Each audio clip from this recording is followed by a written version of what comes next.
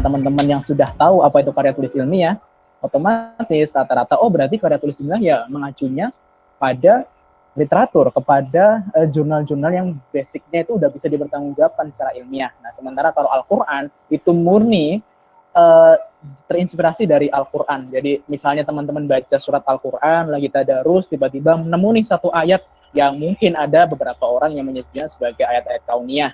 Kemudian teman-teman tertarik, oh ini kayaknya bisa nih dibuat bahan tulisan. Akhirnya teman-teman baca tuh tafsirnya. Kemudian baca berbagai macam literatur yang membahas tentang ayat itu, kemudian melihat ke masyarakat, melihat ke lingkungan kita. Ada nggak sih masalah yang bisa kita selesaikan dengan solusi ini? Ketika ada, akhirnya kita bahas dan kemudian kita sampaikan bahwa ternyata solusi ini itu terinspirasi dari Quran surat sekian, yang mana kita telah baca dan juga kita telah pahami. Kayak gitu. Itu sebenarnya ada dua mazhab atau dua aliran bagaimana kita menentukan sebuah ide dalam dalam karya tulisnya Al-Quran. Yang pertama memang benar-benar kita menggali dari ayatnya. Ada juga yang yes, pokoknya aku udah punya idenya, kemudian kita cocokin aja dengan ayatnya kayak gitu. Mana yang paling bagus sebenarnya yang paling pertama. Soalnya itu kita coba untuk memiliki framework ataupun cara pandang sama halnya dengan ilmuwan-ilmuwan muslim terdahulu. Tapi kalau misalnya masih dalam tahap belajar ataupun masih dalam tahap mencoba, nggak apa-apa sih. Yang kedua, ketika teman-teman udah punya idenya, kemudian coba disambungin sama ayatnya, itu oke, nggak apa-apa. Soalnya kemarin ketika beberapa event saya ikuti itu, banyak sih beberapa yang memaksakan seperti itu. Tapi tentu yang paling tinggi nilainya adalah yang memang berangkat dari ayat itu sendiri. Kayak gitu. Oke, sesuai dengan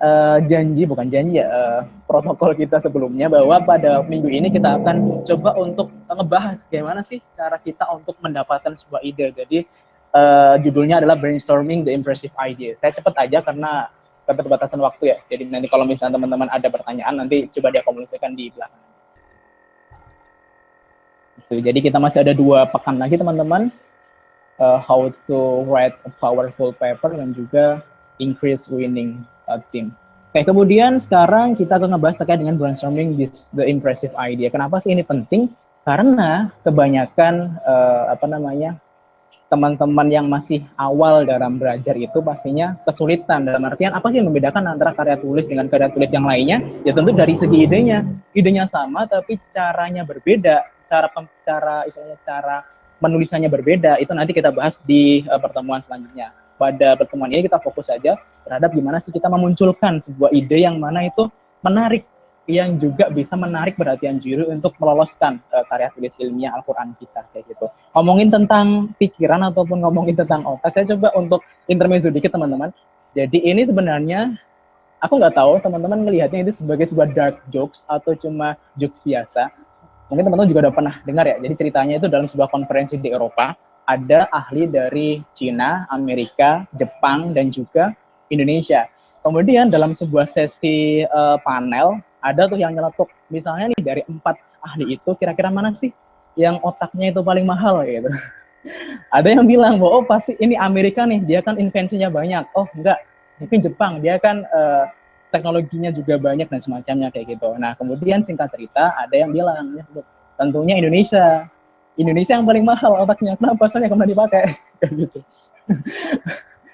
Ya itu terlepas itu dark jokes atau apa, yang ini mungkin hal yang perlu untuk kita renungi bersama, bahwa ada lelucon seperti itu kayak gitu, seolah-olah otak kita nggak pernah dipakai, nggak pernah dibuat mikir. Memang sih kita negara berkembang, tapi bukan berarti kita nggak berprogres kan kayak gitu. Jadi saya coba share beberapa hal yang berkaitan dengan bagaimana sih men-brainstorm otak kita agar bisa menghasilkan sebuah ide. Saya bukan berarti saya ahli nggak, tapi saya tetap masih belajar terkait dengan hal ini kayak gitu.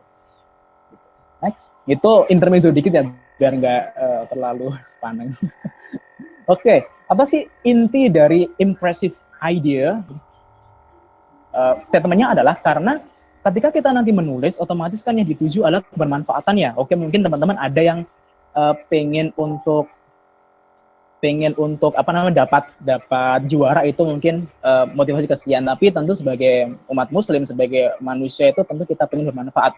That's why kita perlu menulisnya itu based on problem. Jadi kita menemukan masalah nih di lingkungan, akhirnya kita coba untuk cari solusinya di Al-Quran ataupun begitu juga dengan sebaliknya, kemudian kita hadirkan sebuah solusi alternatif sehingga dalam penulisannya nanti berawal dari sebuah masalah yang rumit banget, kemudian dengan pendekatan kita, otomatis kita menjadikan sebuah formulasi dari masalah tersebut, gitu. Itu sih yang saya kira inti dari impressive idea. Jadi bagaimana kita menghadirkan sebuah ide yang mana idenya itu tidak hanya keren aja, tapi juga bermanfaat. Toh aneh juga kalau misalnya kita punya ide-ide yang brilian, ide-ide yang keren banget, tapi nggak bisa diimplementasikan. Nanti ada beberapa contohnya yang mungkin bisa kita perhatikan bersama.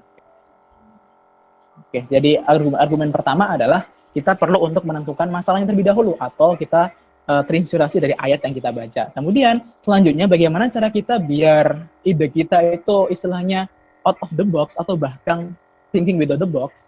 Ya, kita perlu untuk menggunakan kaidah bahwa kita sebenarnya pikiran itu, kalau apa yang saya pahami adalah pikiran kita tidak terbatas, terutama imajinasi ya. Soalnya kalau kata Einstein sendiri kan 99% itu imajinasi, 1%-nya itu adalah ilmu pengetahuan. Bagaimana dia bisa merumuskan berbagai macam invention, berbagai macam penemuan ya karena dia menggunakan imajinasinya. Kebetulan saya di jurusan fisika ya, jadi tahu kurang lebih bagaimana saya harus menggunakan imajinasi saya untuk menyelesaikan masalah-masalah di bidang kuantum maupun di bidang astrofisika kayak gitu.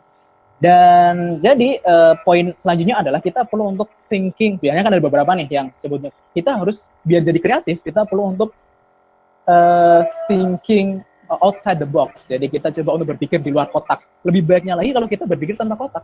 Jadi imajinasi kita itu benar-benar luas banget kayak gitu. Nah, terus gimana sih caranya ngetesnya biar kita tahu apakah pikiran kita itu masih terkotak-kotak, masih ngikut aja, masih terdogma, ataupun sudah benar-benar bebas, sudah benar-benar pikiran kita punya kontrol gitu pada hidup kita. Ada beberapa simulasi. Tadi panitia sudah sudah memberitahu bahwa teman-teman diminta untuk menyiapkan ballpoint dan juga kertas ataupun apalah itu. Ya, ada ya. Soalnya nanti kita akan melakukan beberapa simulasi. Sebenarnya banyak cara untuk membrainstorm ide, tapi ini salah satu bagian aja yang saya kira itu bisa dilakukan dengan tatap muka via telekonferensi seperti ini.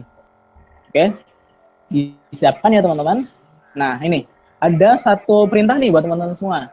Teman-teman diminta untuk bikin 9 titik di kertas teman-teman semua, kemudian coba hubungkan titik-titik itu dengan 5 garis.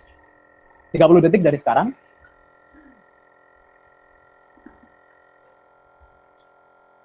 Kalau misalnya ada yang sudah, nggak apa-apa, raise hand ataupun ngobrol aja nggak apa-apa. Sambil ditunjukin di mana? Di layarnya. Ada yang udah? Skuy. 5 garis. Dihubungin, jadi dihubungkan. Bagaimana caranya biar itu pakai 5 garis, titik-titiknya itu bisa terhubung semua. Kita coba untuk pemanasan dulu. Brainstorm di pikiran kita. 10 detik lagi, ada yang sudah?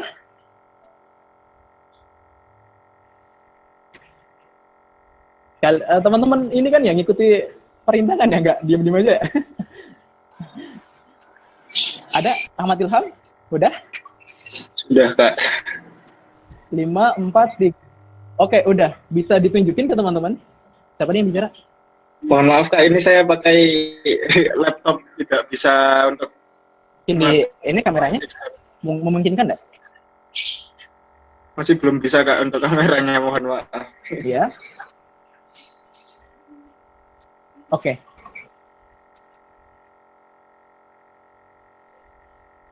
Oke. Jadi ini versi saya, mungkin teman-teman bisa fokus di kamera saya. 5 garis menurut saya adalah seperti ini, teman-teman.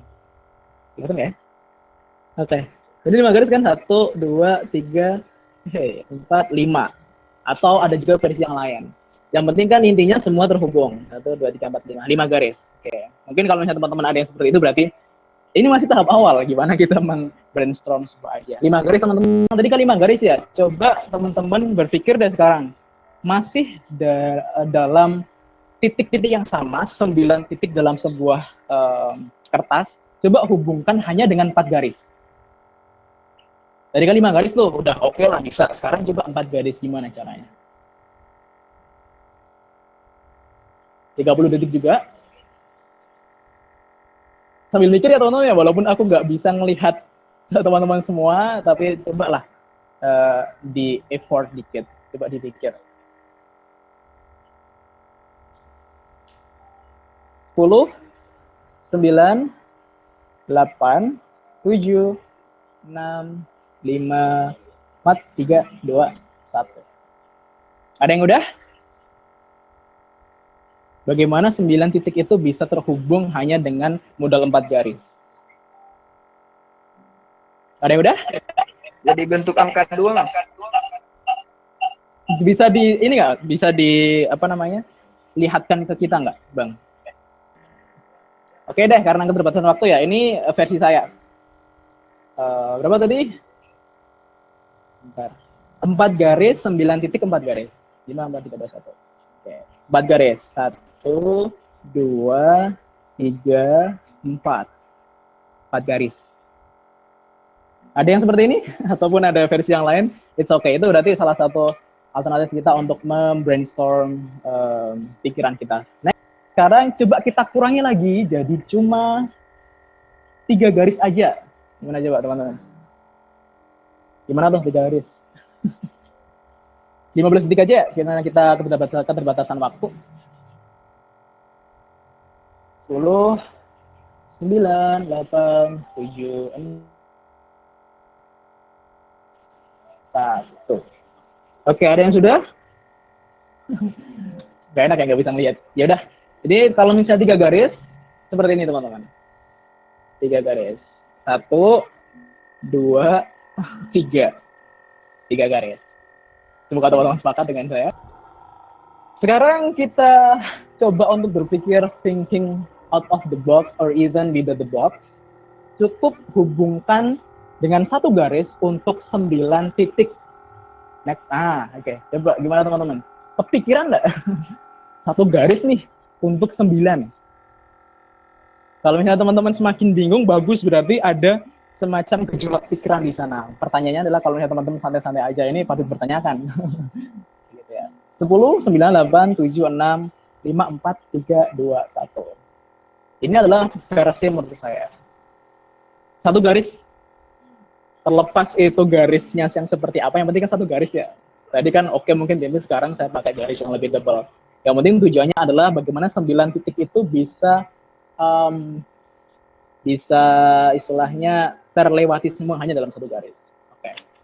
Sekarang mungkin saya meminta ataupun istilahnya kita coba untuk evaluasi diri masing-masing ya. Apakah dari 4 case tadi, apakah pikiran kita itu udah mulai tertangkap hal-hal yang mungkin out of the box, berarti bagus, teman-teman perlu untuk meningkatkan lagi, lebih sempurna. Tapi kalau misalnya teman-teman di task pertama itu udah kebingungan, ataupun mungkin di task pertama, di perintah pertama, oke, bisa, kemudian di task kedua kok masih ada kebingungan, nah itu butuh nih untuk ditingkatkan istilahnya muscle knowledge-nya ataupun cara biar kita berpikir itu thinking out of the box or even without the box. Jadi seolah-olah tadi kan 9 titik itu menjadi batasan ya, padahal kan nggak ada term, nggak ada sebuah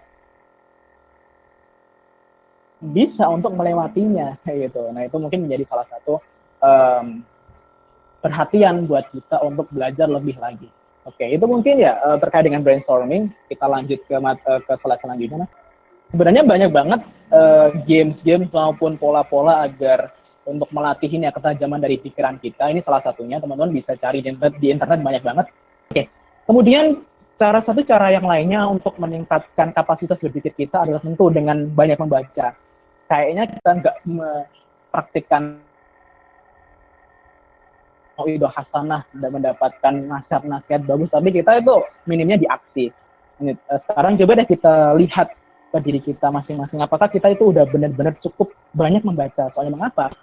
Seorang penulis yang bagus itu adalah ketika mereka itu rajin membaca. Loh, kenapa kok demikian Mas statementnya? Karena bagaimana teman-teman bisa menulis kalau misalnya di dalam pikiran kita itu nggak ada isinya. Oke, mungkin teman-teman bisa menulis based on experience, tapi itu pasti ada titik jenuhnya. Yakin, pasti akan ada momen di mana kita itu udah nggak lagi gitu. Kayak gitu. Jadi kalau misalnya teman-teman bertanya, apa sih solusi dari writer's block? Ya coba banyak membaca. Saya kira writer's block ataupun menulis yang ada hambatannya itu saya kira cuma mitos aja. Kenapa? Soalnya bagi saya itu merupakan momen di mana otak kita itu kosong, belum ada informasi ataupun ilmu pengetahuan yang masuk, sehingga kita bingung mau nulis apa, seperti itu. Jadi banyak membaca aja. Saya pun memiliki resolusi, jadi setiap tahun itu minimal deh baca 100 judul buku, seperti itu. Entah teman-teman seperti apa. Kalau misalnya kita berkaca kepada sejarah, kita lihat Pak Muhammad Hatta menjadi seorang diplomat yang luar biasa, Pak Kiai Jago Salim yang menjadi pahlawan bangsa, mereka ya hari-hari membaca dengan buku, baca buku setiap hari. Bahkan menurut sebuah cerita di biografinya Pak Muhammad Hatta itu, ketika setelah ditahan dari Sukamiskin, sebuah diasingkan itu, balik 4 kapal itu ternyata isinya buku semua, bayangin. Coba bagaimana dengan kita? Itu menjadi sebuah hal yang bisa menjadi pembelajaran buat kita masing-masing. Oke, sekarang kita langsung aja ke idenya gimana sih? Menurut saya topik yang bagus itu, pertama tentu adalah menjawab permasalahan. Ini sudah sering saya singgung di pertemuan pertama kemarin juga sudah, kemudian tadi di awal-awal juga sudah saya sampaikan bahwa kenapa sih perlu untuk menjawab permasalahan? Pertama, biar tulisan kita itu bermanfaat, biar dijaga, biar dibaca oleh orang lain, dan juga bisa menjadi salah satu pilar solusi untuk kebaikan bangsa. Misalnya sekarang kan lagi musim COVID ya, berarti banyak banget research maupun kompetisi karya tulis ilmiah ataupun karya tulis ilmiah Al-Quran yang mana bertemakan COVID-19, yaitu bagaimana kita menghadirkan solusi. Jadi jarang banget misalnya ada karya tulis ilmiah yang temanya adalah eksplorasi luar angkasa gitu kan, jarang banget, soalnya emang itu isu yang sulit disentuh, jadi cuma untuk elit aja ataupun orang-orang kaya aja. Jadi kan eman gitu ya, kalau misalnya kita udah mikir banyak-banyak tapi ternyata nggak applicable di masyarakat. Itu yang pertama. Kemudian yang kedua tentu autentik. Nah, biasanya ketika saya melihat ke adik-adik tingkat saya itu biasanya apa sih definisi autentik itu? Autentik adalah ketika ide itu belum pernah ada sebelumnya, belum pernah diimplementasikan sebelumnya, ataupun ide itu udah ada tapi teman-teman punya nilai plusnya dengan menambahkan beberapa hal untuk meningkatkan efektivitasnya. Contoh misalnya terkait dengan panel surya misalnya. Panel surya, ada yang tahu ya panel surya? Jadi itu merupakan sebuah alat untuk mengkonversi energi matahari menjadi energi listrik. Itu udah ada, di mana-mana udah ada. Kemudian kita coba untuk meningkatkan efektivitasnya dengan menambahkan mungkin material grafin kah, material titanium dan semacamnya. Itu merupakan sebuah invention, sebuah ide yang otentik karena kita menambahkan sesuatu. Tapi lebih baiknya lagi ya kita memang benar-benar asli nih. Nah, masalahnya kita terkadang terjebak kepada utopia bahwa seolah-olah ide kita itu otentik, padahal di luar sana udah banyak banget. Nah, ini sering banget dialami oleh adik tingkat saya, misalnya lapor, Mas, ide saya ini kayaknya otentik banget deh. Yakin? Iya Mas, sudah saya search di Google nggak ada. Coba search pakai bahasa Inggris, ternyata banyak banget kayak gitu. Kan kalau nanti kan pasti di momen diskusi dengan Dewan Juri itu akan dibabat habis. Apakah kamu yakin bahwa ide kamu ini otentik? Kayak gitu. Kalau misalnya iya, apa buktinya? Bahkan biasanya itu si Dewan Juri udah searching terlebih dahulu. Kalau misalnya kita mendawul, istilahnya cuma omong kosong aja akan selesai gitu. Nilai diskusi yang mana itu tinggi banget tiba-tiba langsung jatuh seperti itu. Jadi pastikan ketika kita berargumen nanti ya benar-benar sesuai dengan apa yang emang ada realita di lapangan, gitu, otentik. Kemudian yang ketiga adalah mengangkat isu terkini. Isu terkini ya tadi, misalnya waktunya COVID, oke COVID dan semacamnya gitu. Tapi pastikan teman-teman kita itu jangan latah gitu. Jangan latah maksudnya saya sering melihat beberapa karya dari adik tingkat saya itu yang ketika satu pakai smartphone, satu pakai aplikasi, semua itu seolah-olah mau diselesaikan dengan aplikasi. Entah itu agriculture, kemudian ekonomi, kemudian apalagi ya misalnya ocean dan semacam itu seolah-olah mau diselesaikan dengan aplikasi semua. Memang sekarang kita di industri 4.0 yang seolah-olah semua pakai teknologi, tapi pertanyaannya apakah itu applicable, bisa direalisasikan di masyarakat ya gitu.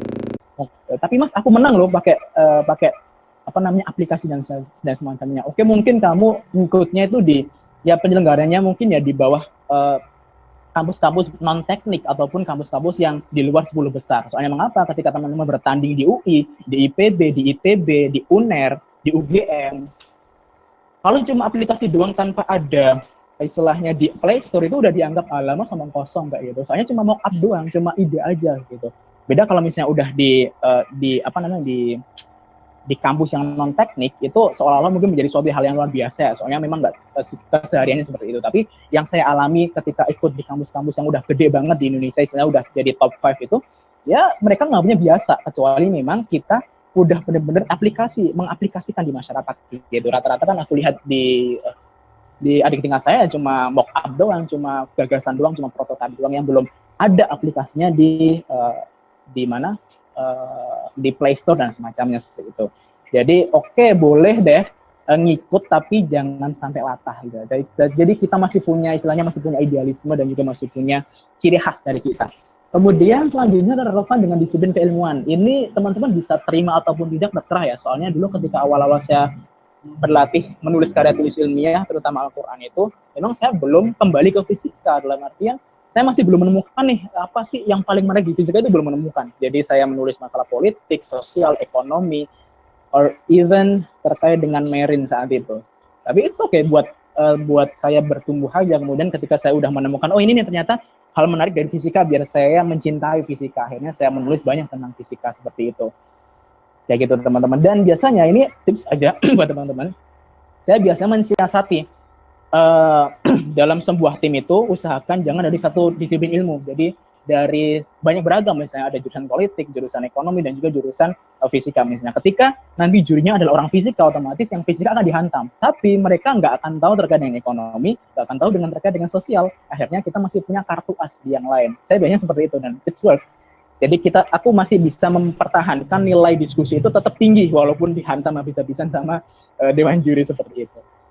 Kayak gitu sih, itu tips aja, bisa teman-teman terima ataupun tidak, terserah. Jadi setiap bertanding itu perlu strategi teman-teman. Kemudian berjodoh dengan penyelenggara, maksudnya seperti apa? Maksudnya adalah ketika kita mau apply sebuah karya tulisnya Al-Quran ke penyelenggara, itu pastikan teman-teman tahu dulu background-nya. Kan nggak lucu teman-teman mengangkat isu teknologi berkemajuan tapi di kampus sosial, tapi di kampus yang non teknik. Bisa sih, tapi kayaknya wasting time gitu. Lebih baik yang linear aja. Toh nanti ketika kita udah masuk final, kita akan dapat masukan-masukan yang sesuai dengan disiplin ilmu kita. Saya kira itu lebih worth it. Saya kira itu lebih nggak buang-buang waktu gitu teman-teman. Itu pendapat saya. Boleh teman-teman terima atau tidak, terserah. Gitu. Itu teman-teman. Jadi ketika apply apapun, pastikan dulu, kita riset dulu. Kira-kira latar belakang dari penyelenggaranya itu fit in nggak dengan tema kita, sesuai nggak dengan disiplin keilmuan kita. Seperti itu sih teman-teman. Hanya ada dua kemungkinan. Teman-teman akan menang di situ karena memang mereka nggak paham, atau cuma amazed gitu, oh ternyata bagus banget nih pakai aplikasi, nah semacamnya. Ternyata agriculture itu bisa ditingkatkan efektivitasnya hanya dengan sebuah gagasan aplikasi misalnya. Atau ada juga yang kita nggak masuk dengan ini, nggak masuk dengan mereka, ini apaan sih gitu, jadi nggak sesuai dengan linear ilmu mereka itu. Dan yang paling penting tentu adalah eksekusi. Ini wajib sih. Sebagus apapun ide kita, seluar biasa apapun ide kita, kalau misalnya nggak kita tulis, ya cuma sebatas ide aja. Kita itu nggak kekurangan orang yang ngide loh, kita itu kekurangan orang yang pengen eksekusi. Contohnya, kita lihat deh, di jaga dunia maya kita kan banyak tuh yang suka komen, yang suka ngehujat dan semacamnya, tapi ketika ditanya solusi, it's nothing gitu. Jadi kalau bagi saya sih, lebih baik kita belajarlah terus untuk mencari ide, kemudian menjadi sempurna, daripada kita cuma komentar doang tapi nggak ada solusinya dan semacamnya gitu. Jadi bagi saya, walaupun itu dikit, every day is progress. Kalau misalnya teman-teman pernah melihat YouTube-nya 1%, itu kayaknya menginspirasi banget bahwa setiap orang itu sejatinya berkembang dari sebelumnya hingga ke masa depan kayak gitu. Kalau misalnya hari kemarin itu lebih sama dengan hari ini, itu kita rugi. Kalau misalnya hari kemarin lebih baik daripada hari ini, atau hari ini lebih buruk daripada hari kemarin, maka kita adalah orang yang celaka gitu. Itu kalau konsep di spiritual agama Islam gitu. Jadi pastikan teman-teman ketika udah mendapatkan ilmu yang baru, coba eksekusi setelah dari siapanya, tapi itu menambah mood booster saya untuk terus berprogres pada jangka waktu yang telah ditentukan. Oke, ini juga pesan juga buat saya pribadi dan juga teman-teman semua. Kesempurnaan ini tidak datang lantaran ketergesa-gesaan teman-teman. Ada malam-malam panjang untuk menghasilkan ide yang brilian. Contohnya misalnya si Thomas Alva Edison, apakah dia bisa menghasilkan bola lampu itu hanya dalam waktu 1 malam? SKS nggak juga. Bahkan dia udah ngelewatin lebih dari 1.500 percobaan. Gitu. Kalau misalnya kita pengen mendapatkan hasil yang sempurna tapi cuma modal SKS atau cuma modal deadliner aja, wah ya bisa sih, tapi ya a lot of efforts pastinya. Gitu. Sepertinya ini udah slide terakhir ya? Oh, ada lagi masih? Ya itu. Oke, itu mungkin pemantik dari saya untuk sesi kali ini. Monggo silakan kalau mau sesi tanya jawab, dipersilakan. Ya, pertanyaan pertama dari Tengku Laila Kamaliah. Ya, mau bertanya, ketika penelitian lapangan, lalu mencoba untuk mengaitkan hasil penelitian itu dengan tadabbur salah satu ataupun beberapa ayat Al-Quran. Apakah itu termasuk KTI Al-Quran? atau Oke. gimana Mas? Oke, terima kasih Tengku Laila ya pertanyaan ini menarik. Salam kenal.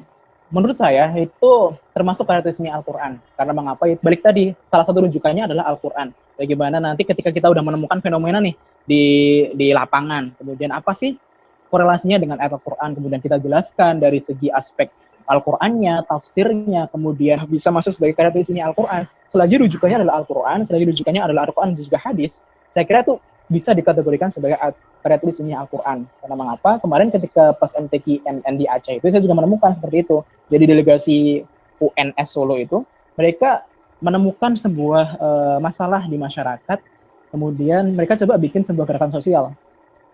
Aku lupa namanya sih, pokoknya gerakan sosial, kemudian dihubungkan dengan ayat-ayat yang berhubungan dengan itu di Al-Quran, kemudian mereka tulis, dan akhirnya bisa lolos sampai ke Aceh. Jadi saya kira masih ada peluang. Setidaknya intinya poinnya adalah bagaimana kita mengemas ide itu biar layak untuk dibaca dan juga menarik untuk dipresentasikan seperti itu. Nah itu memang butuh jam terbang, butuh banyak mencoba. Semakin kita mencoba, semakin banyak kita evaluasi, akhirnya semakin banyak hal yang bisa kita belajar untuk meningkatkan kualitas dari tulisan kita seperti itu. Itu mungkin ada feedback dari yang bertanya tadi, siapa dia? Tengku Laila ya. Monggo kalau misalnya ada yang mau didiskusikan lebih lanjut. Ya, silakan kepada Tengku Laila. Beliau bidangnya di pertanian, Mas. Oh, bidangnya pertanian. Bagus. Masih banyak loh ternyata ayat-ayat yang tanda kutip adalah pertanian itu belum ditingkatin. Salah satu rujukan yang mungkin bisa teman-teman ini baca itu bukunya ini Pak Agus Purwanto ayat-ayat semesta namanya. Itu bagus buat melihat ternyata banyak loh ayat-ayat kauniyah yang mana itu masih menyibak banyak rahasia terkait dengan penciptaan Allah SWT. Ya, silahkan kepada Bu Tengku. Ada yang mau di feedback mungkin? Atau kalau misalnya udah nggak ada, monggo lanjut ke teman-teman yang nafsiran. Oke, menarik nih dari Ahmad Ilham. Oke, sip. Langsung aja jawab ya, Mas ya. Dari Ahmad Ilham, keren banget. Baik, Mas, silakan. Oke, bagaimana cara kita menghindari mispenafsiran dari ayat Al-Quran yang diimplementasikan pada KTI? Ini fungsinya dosen pembimbing, teman-teman. Jadi pastikan ketika teman-teman menulis pada trisomiyah ataupun pada trisomiyah Al-Quran, terutama ya, karena memang itu melibatkan penggalian ayat-ayat Al-Quran, pastikan teman-teman punya dosen yang memang dia bisa memberikan penjelasan. Oh, ternyata ayat ini bisa loh masuk kepada kategori itu atau enggak atau semacamnya kayak gitu. Jadi pastikan teman-teman punya dosen pembimbing. Kemudian pernah menjumpai juri yang secara terang-terangan. Iya, saya juga pernah seperti itu. Itu pun ya dosen pembimbing saya sendiri. Jadi kan kita kan kalau di UNER seleksinya adalah kita seleksi istilahnya tingkat universitas dulu. Walaupun saya dapat juara 1, tapi itu katanya sih masih acak-acakan. Akhirnya dibimbing, di training 3 bulan. Jadi saya tuh mencari setiap hari kira-kira ayat mana sih yang sesuai gitu. Bahkan ya senantiasa revisi dan seterusnya. Jadi saya kira itu hal yang wajar ya buat kita lebih tahu bahwa oh ternyata memang nggak sembarangan ayat Al-Quran bisa dikaitkan kayak gitu. Terus apakah ada tips bagaimana kita mengaitkan ayat Al-Quran? Tentu kalau misalnya sifatnya itu cocok, sebenarnya ada dua penafsiran. Yang pertama adalah ayat Al-Quran itu benar-benar rujukan sebuah jawaban atau solusi dari permasalahan kita, itu yang paling bagus dan yang paling gede nilainya. Ataupun yang kedua, cuma ayat-ayat motivasi. Misalnya sama halnya ketika minggu kemarin saya singgung ya, misalnya teman-teman menemukan sebuah solusi untuk pencemaran limbah di sungai, kemudian teman-teman membawa ayatnya itu duharul fasadu fil bari wal bahri bima kasabat aydin nas, itu banyak banget yang pakai itu. Nah, menurut dosen pembimbing saya itu ya ayat-ayat motivasi aja, ayat-ayat yang membuat kamu nulis itu, tapi bukan menjadi penggalian ayat utama. Beda dengan karya tulis saya yang di Aceh dulu, bahwa saya terinspirasi dengan cara Nabi Zulkarnain untuk membuat dinding yang tidak bisa ditembus sama Ya'juj dan Ma'juj, yang mana dalam tanda kutip di sejarah Ya'juj dan Ma'juj adalah sebuah makhluk yang bisa istilahnya geragas, bisa menghancurkan semuanya gitu. Akhirnya saya mencari itu, oh ternyata itu paduan dari besi dan juga kiter. Akhirnya saya baca di tafsirnya, saya lihat di telaah tafsir-tafsir, ternyata itu banyak perbedaannya. Kemudian saya hubungkan dengan ilmu pengetahuan, oh ternyata saya sepakat dengan ini gitu. Akhirnya kita coba bangun argumen dan memang itu bisa diterima seperti itu. Kemudian oh iya itu ya. Jadi jangan lupa teman-teman juga baca deh tafsir-tafsir, misalnya tafsir Al-Manar, tafsir Al-Misbah, tafsir Jalalain, dan semacamnya, baca aja nggak apa-apa. Walaupun nggak punya buku aslinya, di internet juga banyak, tapi lebih baiknya sih buku-buku yang basisnya bahasa Arab ya. Jadi biar bisa seperti itu. Semoga menjawab ya Ahmad Ilham, semangat buat MTQ MN selanjutnya. Soalnya MTQ regional nggak ada kayaknya, pandemi. Oke, Estit Alda. Telah menemukan ide terlebih dahulu, lalu baru dicari ayat Al-Quran yang sesuai. Dan ternyata ide tersebut masih dianggap perlu dikaji. Oke, menarik juga pertanyaannya dari Estit Alda. Ketika kita udah dapat ide nih, kemudian coba dicari ayat Al-Qur'annya, ternyata nggak ada yang relate dengan ide tersebut. Sebenarnya ada dua kemungkinan. Pertama, memang benar-benar nggak ada, atau yang kedua, jadi kalau misalnya benar-benar nggak ada, berarti oke, kita harus move ke ide yang lain. Kita harus gantilah dengan solusi-solusi yang lain, kayak gitu. Kayak gitu. Kemudian tidak ada related. Oke, kemudian yang kedua adalah kita perlu untuk tanya, yaitu ke yang ahlinya tadi, ke ulama lah, ke ahli tafsir, apakah memang bisa nih dimasukkan kayak gitu. Kalau misalnya bisa direlatekan, apakah ada aspek-aspek yang perlu untuk ditambah biar nanti kita bisa untuk sampai kepada hal itu kayak gitu. Kalau misalnya nggak ada, oke, berarti kita harus move. Kalau misalnya memang ada, berarti kita perlu untuk effort yang lebih banyak untuk mencari hal tersebut. Itu yang semoga menjawab. Kemudian oke, dari Tengku lagi, keilmuan umum saya mengkategorisasikan dengan dosen di luar IPB, dosen di luar IPB atau bisa dengan dosen di IPB yang biasa mengurus DKM. Oke, sebenarnya kalau misalnya dari segi kita mencari ilmu, kan namanya ilmu kan kita bisa dapat dari mana saja, dari dosen, kemudian dari orang-orang yang sekiranya capable, yang kita percaya dengan itu, kemudian kita ambil berbagai macam pengetahuannya, it's okay. Tapi kalau misalnya urusan administratif, tentunya perlu sesuai dengan birokrasi kampus. DKM itu Dewan apa ya? Dewan Kepengurusan Masjid. Oh, Dewan Kepengurusan. Dewan itu kepengurus kampus maksudnya. Soalnya karena kan saya jadi kan saya memang dari ilmu pertanian ya. Jadi dosen-dosen saya kan pahamnya ya bidang akademik pertanian gitu loh.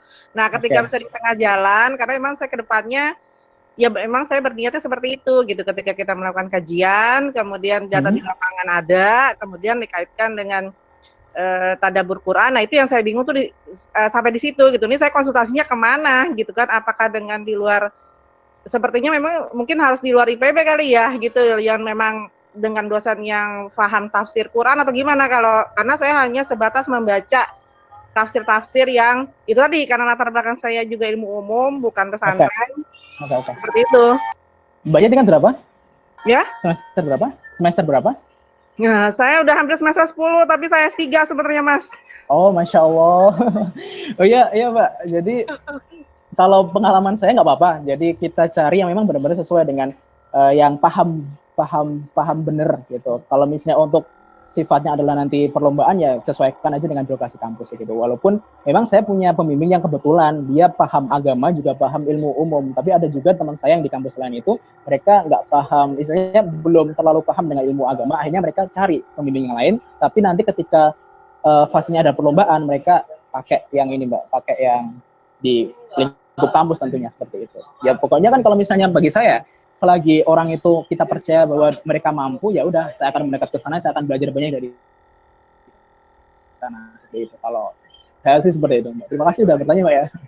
Kemudian Ahmad Ilham, Dinding Zulkarnain. Nah sebenarnya itu tim saya, Ilham. Jadi kan kemarin di KTI di MT kan belum terlalu optimal ya, hanya kita minta feedback, ternyata ada hal-hal yang bisa ditingkatkan. Akhirnya kita coba lombakan lagi dan akhirnya menang di LKTI steroid kemarin. Apakah itu boleh, Mas? Boleh, selagi selagi idenya itu belum pernah dapat juara 1 gitu. Kalau memang udah dapat juara 1 itu udah nggak bisa dilombakan, dalam artian ide teman-teman udah sempurna menurut Dewan Juri Dunia kayak gitu ya. Kalau misalnya masih belum juara 1 ya monggo bisa ditingkatkan yang sebagai salah satu ikhtiar untuk memang benar-benar menyempurnakan.